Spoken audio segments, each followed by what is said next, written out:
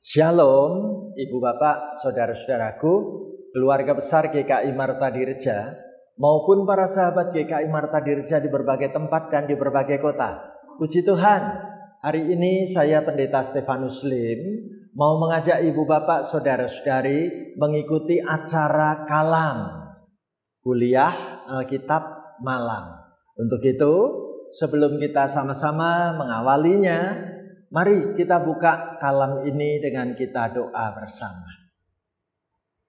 Tuhan, kami bersyukur karena hari ini kami boleh menyediakan diri dan menyediakan waktu untuk belajar tentang firman-firman-Mu. Pakailah hamba-Mu membawakan firman-Mu dalam acara kuliah Alkitab malam dan menjadi berkat bagi siapapun yang saat ini mau bertumbuh di dalam iman. Kami buka hati menyambut pelayanan firman-Mu, diberitakan dan dinyatakan dengan kuasa kasih-Mu dalam nama Tuhan Yesus sumber segala berkat. Haleluya. Amin. Ibu Bapak, saudaraku terkasih, kalam kita saat ini mengangkat tema yang menarik. Maukah engkau sembuh? Kita akan mendalami dari Injil Yohanes pasal 5 ayat 1 sampai dengan ayat 9. Dengan cara kita membaca bagian demi bagian sambil saat dibaca nanti diuraikan di dalamnya. Siap Ibu Bapak? Ayo kita mulai kalam kita ya. Kita baca sama-sama Yohanes 5 ayat pertama. Sesudah itu ada hari raya orang Yahudi dan Yesus berangkat ke Yerusalem. Ibu Bapak, saudaraku, kota Yerusalem menjadi kota tempat di mana sampai hari ini kalau mengikuti Holy Land Tour kita akan diajak menuju kota ini. Saya sudah 2 kali mendampingi Jemaat Tuhan GKI Marta Dirja Purwokerto untuk Holy Land Tour melihat kota Yerusalem. Ada apa dengan kota Yerusalem yang diceritakan dalam bacaan Alkitab hari ini? Apa yang ditulis dalam Alkitab? Yuk kita baca ayat 2 sampai 4 bareng-bareng dengan saya ya. Kita ucapkan begini. Di Yerusalem, dekat pintu gerbang domba, ada sebuah kolam yang dalam bahasa Ibrani disebut Betesda. Ada 5 serambinya. Dan di serambi-serambi itu berbaring sejumlah besar orang sakit, orang-orang buta, orang-orang timpang, dan orang-orang lumpuh yang menantikan goncangan air kolam itu. Sebab sewaktu-waktu turun malaikat Tuhan ke kolam itu dan menggoncangkan air itu, barang siapa yang terdahulu masuk ke dalamnya sesudah goncangan air itu menjadi sembuh apapun juga penyakitnya.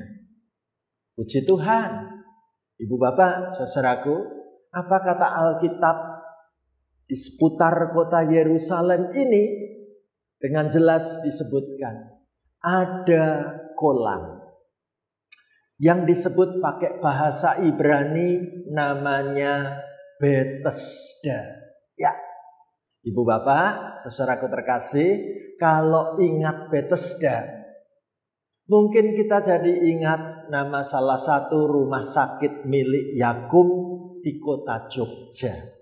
Namanya juga rumah sakit Betesda. Dalam bahasa Ibrani, Betesda itu kalau diterjemahkan artinya rumah kemurahan. Jadi Di kolam Betesda ini selalu terjadi mujizat-mujizat kemurahan Tuhan. Mujizat macam apa yang diceritakan terjadi di kolam Betesda? Penginjil Yohanes mencatat sewaktu-waktu air dalam kolam ini bisa tergoncang. Tiba-tiba semacam ada gelombang begitu. Dan Alkitab memberitahu bagaimana orang-orang sakit di pinggir kolam ini sedang menunggu-nunggu kapan air ini nanti bergoncang.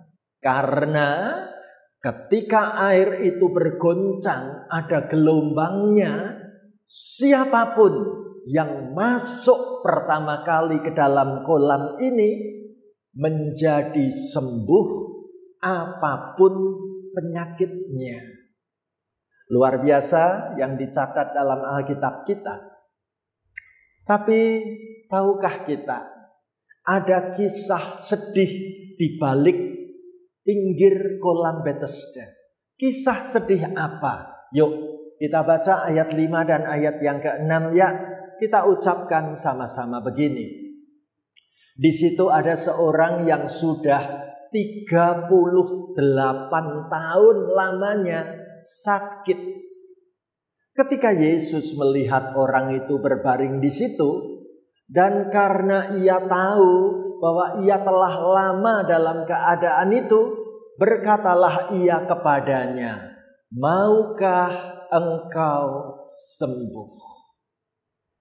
Ibu bapak, saudaraku, Alkitab memberitahu ada seorang laki-laki, sebut saja seorang bapak, di pinggir kolam sudah menunggu 38 tahun lamanya. Menantikan kapan terjadi kolam ini bergejolak, kolam ini bergelombang.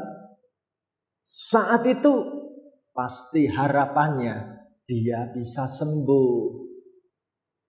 Tapi kenapa kok sampai menunggu 38 tahun lamanya dan belum sembuh-sembuh?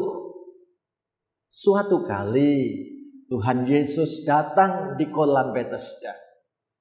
Tuhan Yesus melihat sendiri bagaimana rasanya bapak ini menunggu, menanti peristiwa goncangan air itu.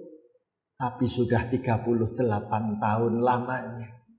Apa kata Alkitab? Penginjil Yohanes mencatat Tuhan Yesus yang berprakarsa, Tuhan Yesus yang berinisiatif, Tuhan Yesus yang mendatangi bapak yang satu ini dan memberikan sebuah tawaran. Maukah engkau sembuh? Bapak Ibu, saudaraku, kalau bapak ini andai kata diri kita masing-masing sakit sudah 38 tahun lamanya, didatangi Tuhan Yesus dan ditanyai, maukah engkau sembuh? Harusnya jawabnya apa Bapak Ibu?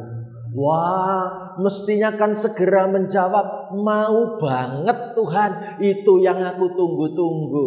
Tapi benarkah Bapak ini menjawabnya kayak begitu? Enggak. Apa jawaban Bapak ini? Coba kita perhatikan. Kita baca sama-sama. Saat Tuhan Yesus menawarkan kepada bapak ini, maukah engkau sembuh?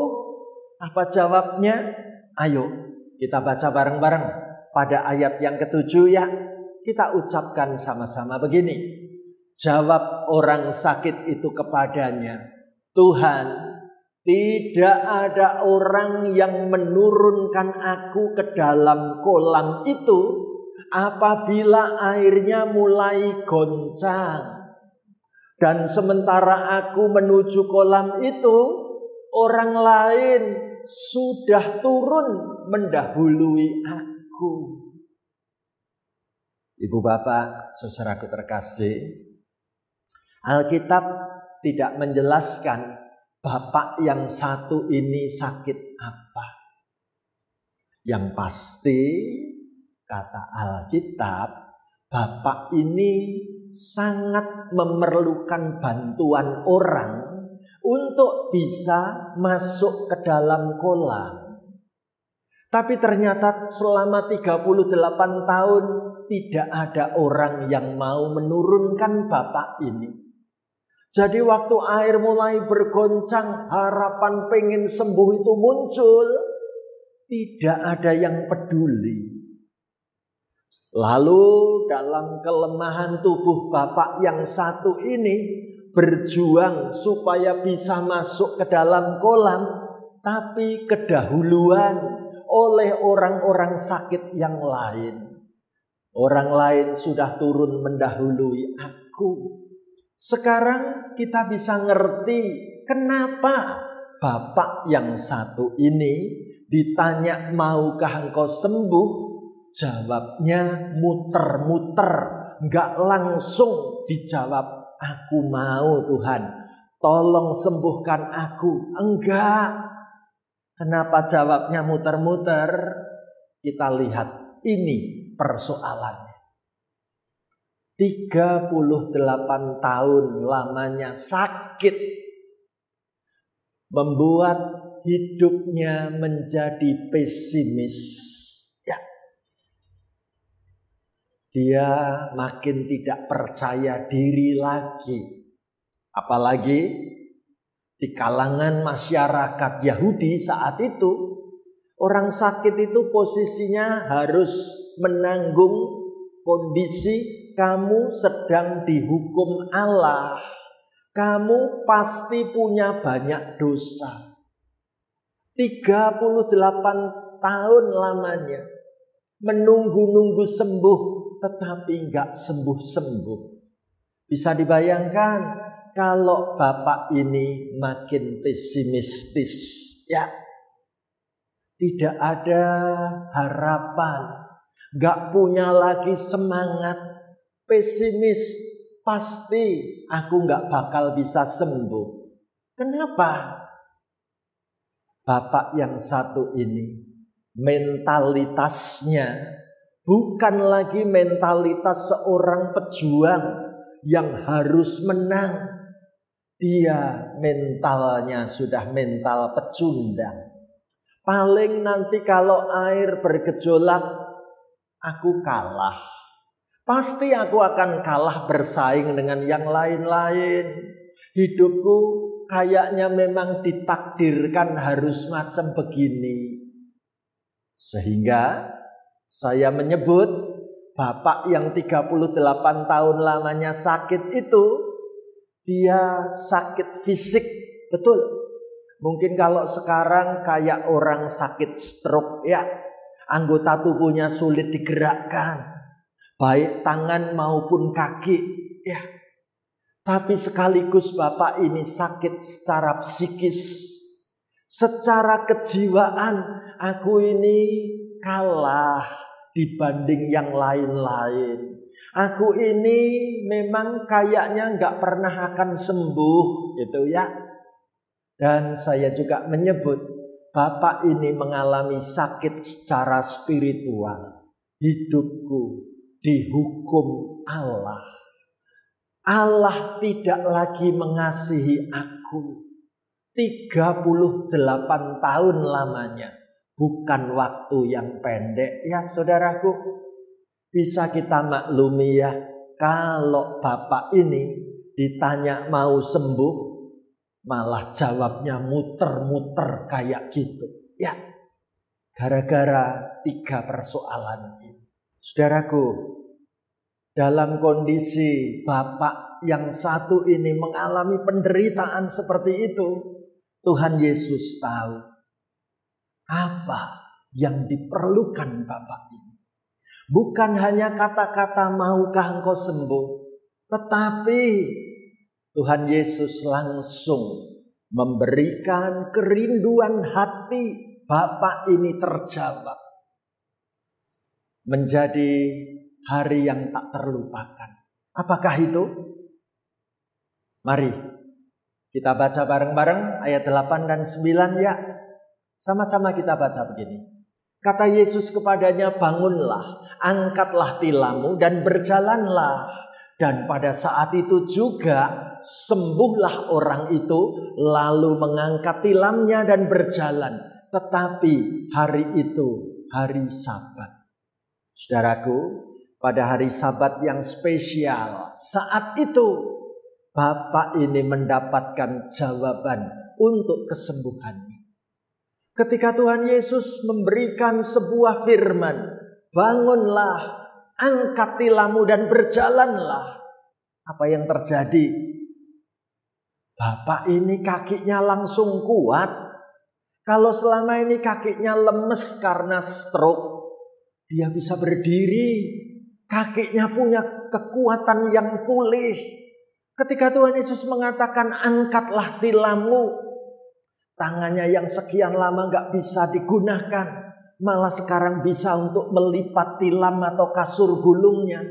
Dan langsung ditenteng, siap, penuh sukacita. Ibu bapak, saudaraku, apa yang terjadi?